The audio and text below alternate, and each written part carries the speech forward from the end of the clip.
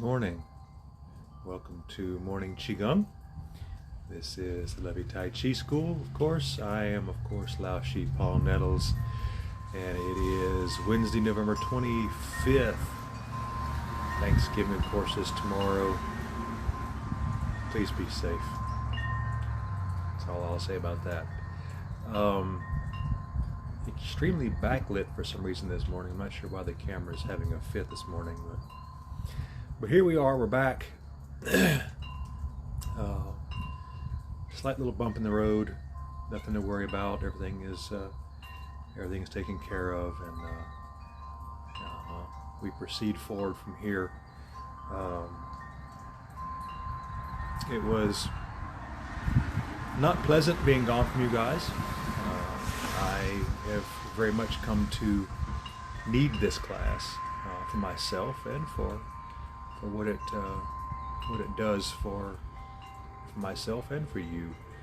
I have a need. My endorphins require it. My calm requires it. My sense of duty, I think, to my fellow human requires it. But we're back. We'll be here as long as we can. One of the things I was thinking about this morning is something I was using the past couple days to help cope with how things were going in my life and in others. And that is two very simple words that you can apply anytime, anywhere, any situation, and it will hopefully make things a little easier to bear. Those two words are right now. I would tell myself, this is how things are right now. It makes a big difference when you are knee-deep in horse manure and you're shoveling and you say, this is how things are. That implies a permanence, no end to it. That implies that you can spend the rest of your life like some kind of weird Sisyphus stuck up to your knees in horse manure. When you add in the right now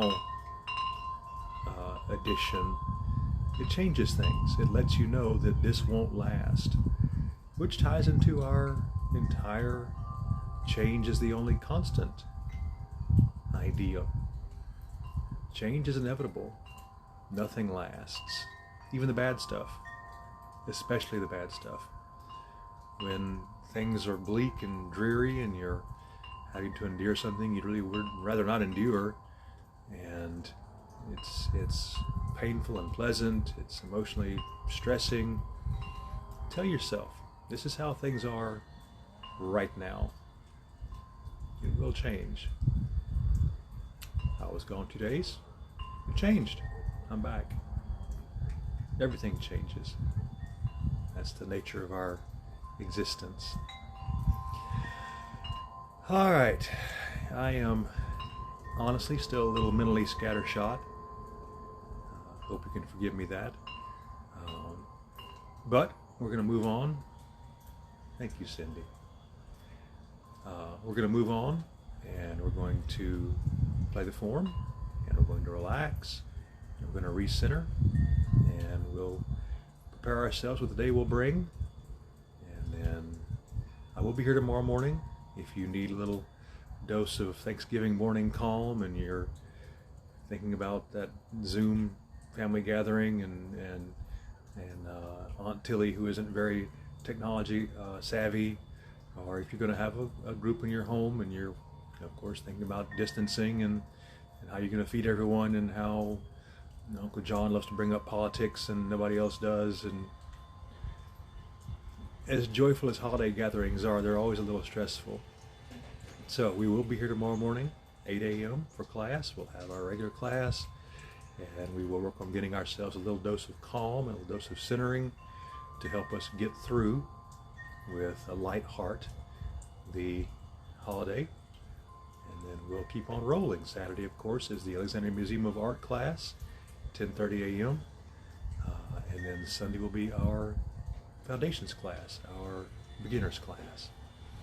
So, nice and cool this morning. You hear the wind chimes going. Let's go ahead and begin the form, shall we?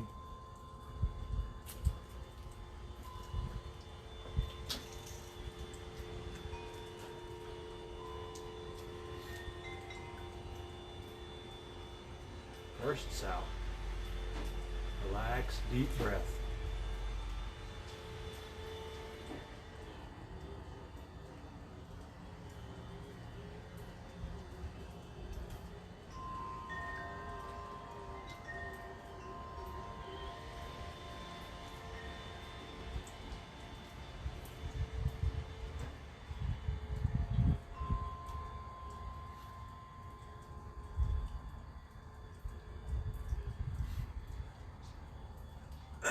I have said it before, I will say it again.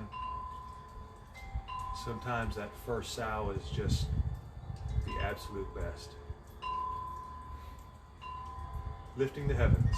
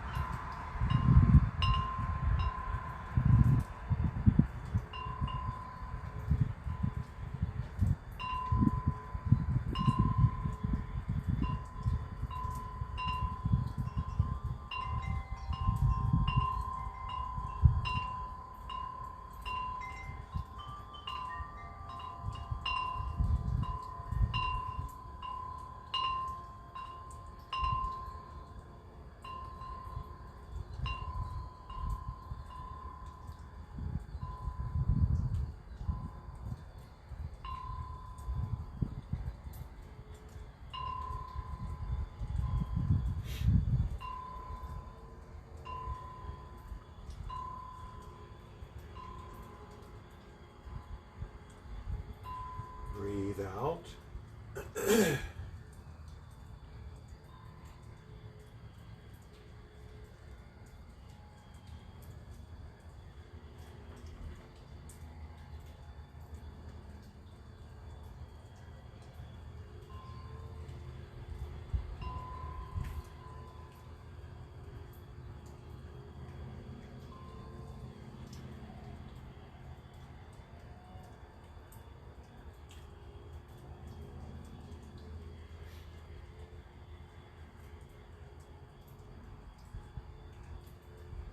Owl gazes backward.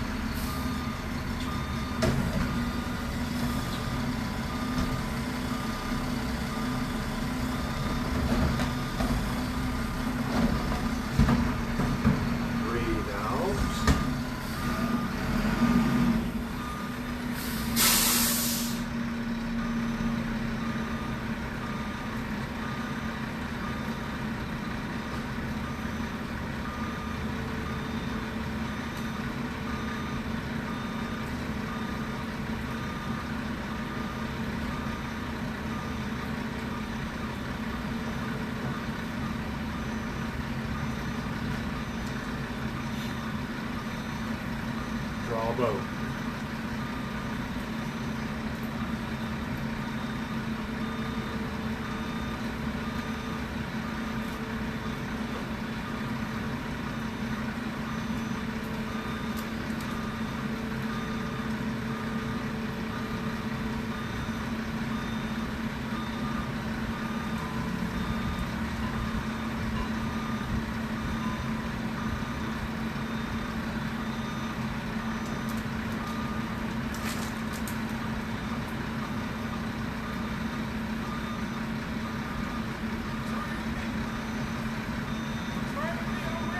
There you go. Thank you, man. Have a good one.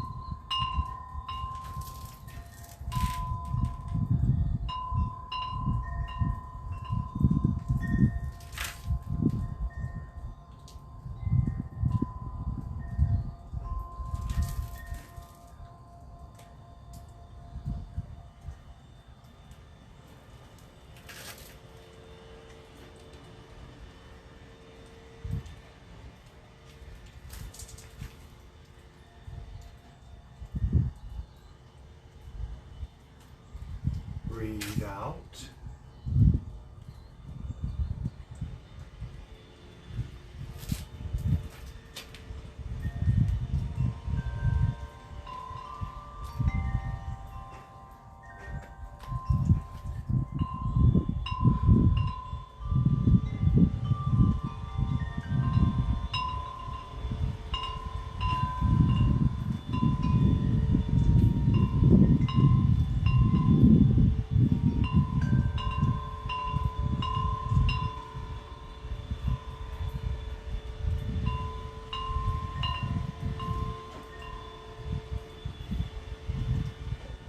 Stars fall to earth.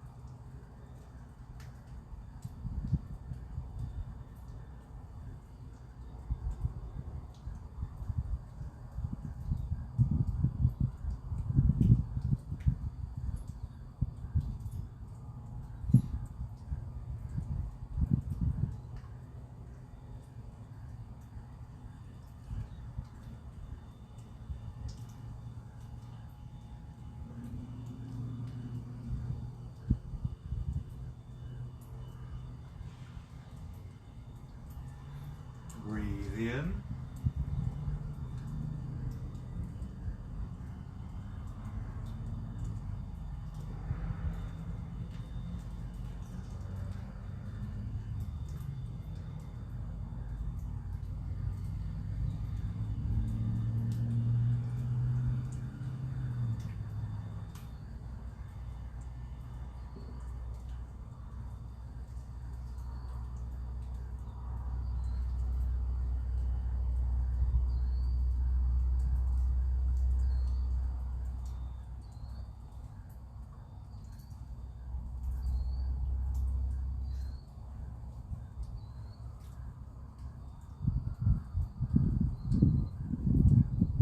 Sorry, my focus left me. I'm not sure if we have salved yet. Let's go ahead and salve just in case.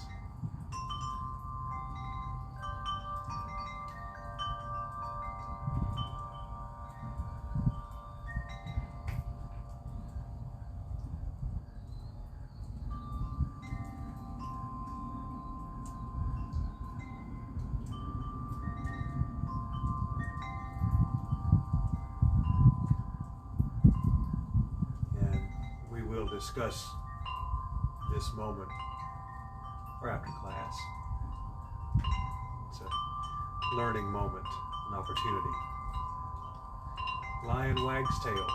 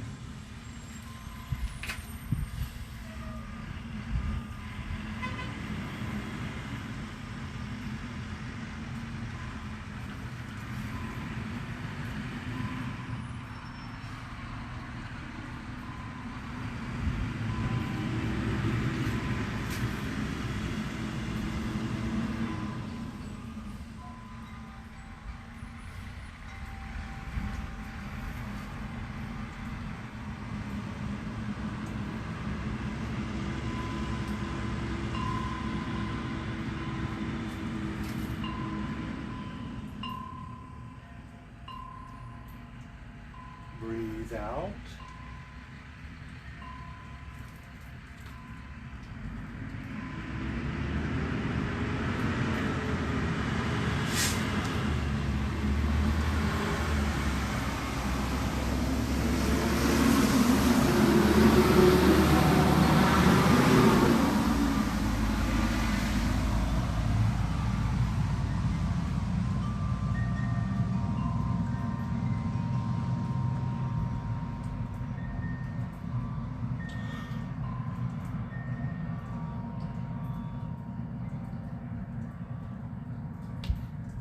Mary, heavens and earth.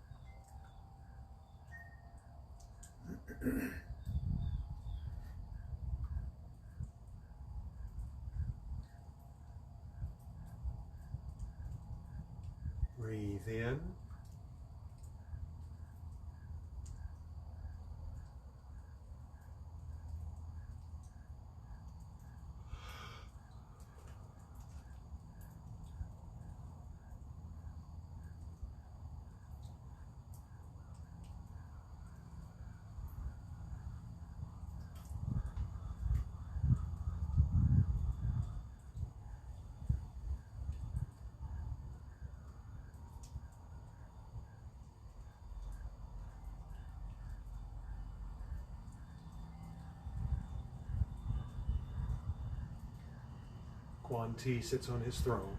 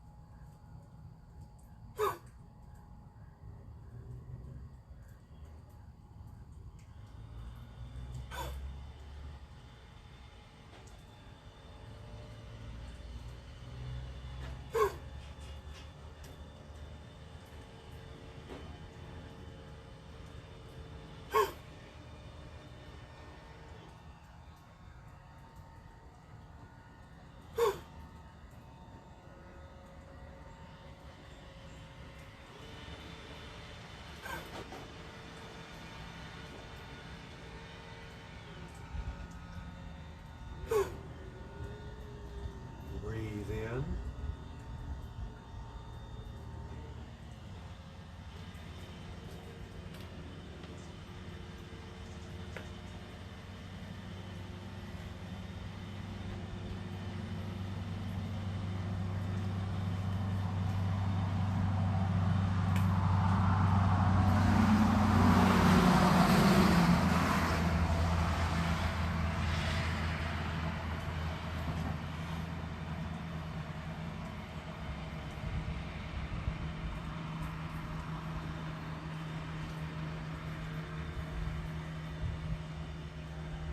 Lastly, stamp the earth.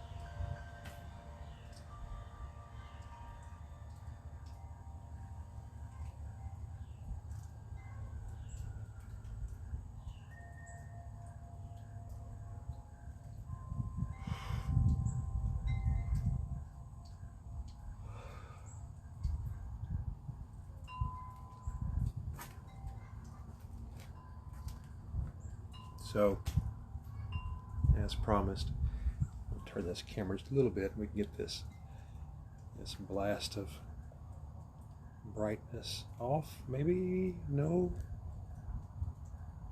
That's better. So, you probably noticed some discrepancies in my form this morning, some lack of focus. I think you probably heard one of the reasons. I don't think you heard the second one, the first one that occurred. I lost focus. Twice, actually. I didn't tell you the last Stamp the Earth. I didn't warn you it was coming. So twice, more than twice, my mind has been drawn away from where it should be, which is in my breath, on my form.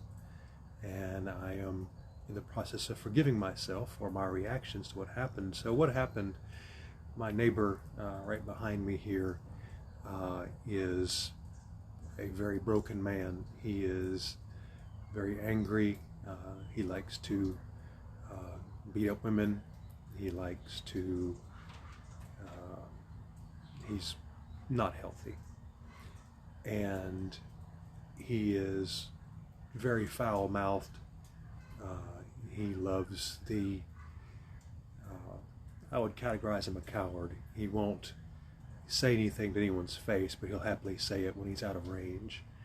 And what you probably didn't hear, I don't think the microphone picked it up, is he was actually walking from his house up the road here, which is just about 50 feet away from where I'm filming here.